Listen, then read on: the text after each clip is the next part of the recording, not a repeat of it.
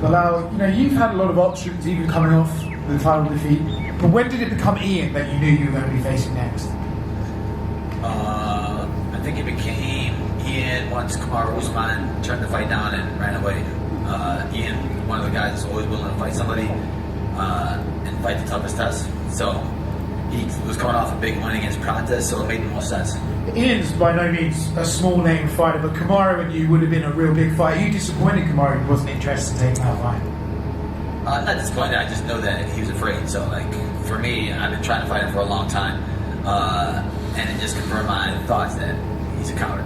How hard did you punch or hit him when you guys had that podcast? How big a connection did you make? How big a fight was that actually? It was one of those slaps that leave an imprint on your face. Ian is obviously by no means a shy guy. He was in here earlier saying he's going to knock you out and all of the usual predictions you can expect. What do you make of Ian Garry as a fighter, and where do you think you'll have your success against him? He's a better talker than he is a fighter, right? I think when we get into the cage, those words aren't going to mean anything. I'm going to be standing in front of you, and then you have to put those words to action. And when he tries to put them to action, my reaction is going to break him. And he's going to fold, and we've seen him in his last fight. He was close to breaking point. I'm going to let him reach that breaking point. He does not believe that you're intending to stand with him. I saw your comments from earlier this week that you will, and you'll finish on the feet. So, break it down for us. Is that just talk? Is that what you want to do and have plan B and C if you need to? Where are your strategies lying for this fight? I think I'm the best fighter in the division, complete fighter in the division. He doesn't think I'm just going to stand with him. That's because he doesn't know, right? Nobody knows. I can do whatever I want in the cage, and that's what I'm going to do to him in the cage, whatever I want. So if I want to keep it standing, I'm going to keep it standing. If I want to take it down, I'll take it down. If I want to make it a taekwondo match, I'm going to make it a taekwondo match. His only option to win is to run. And you're not going to be able to get away from me when that cage door is closed. You were obviously champion, and I know that you never wanted to fight Islam Makhachev because of your friendship and stuff like that. But since you've held the belt, you know what it's like to be champion. Is that now a position that you're willing to change and that you would compete against him to get your title back? Your goal is always to be the best in the world. But for me to be the best in the world, I got to win this Saturday. So my full focus, my aim, is on Ian Garry's head. In contrast, Ian Garry has his next 5 fights planned out. Curious if you think he's overlooking you when he starts talking like that, or if it's just his way of hyping himself up. No, I think he's good at reading a script, right? His writers, his wife, they're all writing stuff down for him to say. So he's good at reading it, but you're not good at putting it into action.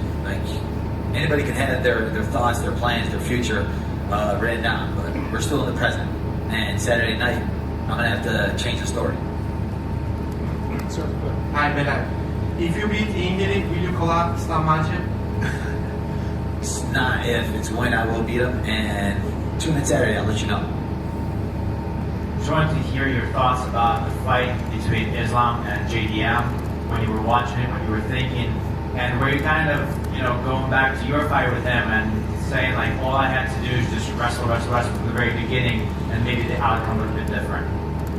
I thought it was an amazing performance by Islam for him and their team to win the double champ status was huge, right? Because Khabib had one of the best careers in all times. Now he's a coach that got a double champ status now, so I'm happy for them. And to answer your other question, no, I don't go back, right? There's no what ifs in this game. There's no, man, I should have did this, I should have did that. What if you would have threw a head kick and knocked me out? What if I would have did this or that?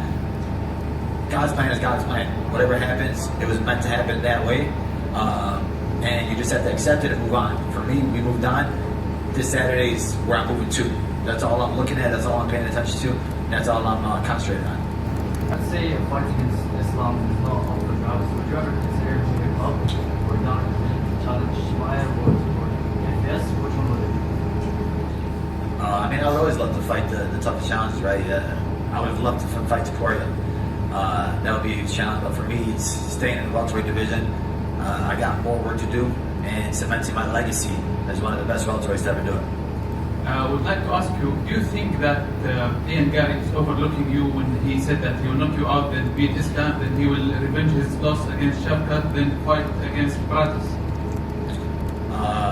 He's going to be looking up when I knock him out, and the rest waking him up, so that's all that matters.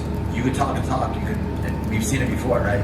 The worst fighters are the ones that had that big spiel. Him and Kobe Covington probably had the same writer. They both suck at talking. They both suck at like being themselves and authentic. So for me, words don't matter. Actions. Do you think that you may fight Islam one day?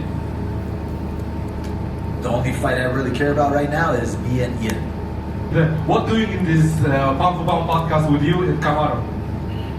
What happened? Kamaru said... Oh, he got slapped. He got slapped. Really? Yeah. You know, you ever watch Rick James? Thanks.